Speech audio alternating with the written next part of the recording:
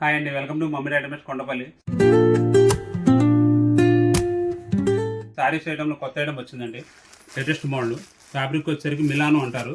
ఇట్లా work blouse వస్తుంది అనమాట. ఇది ఒక మోడల్.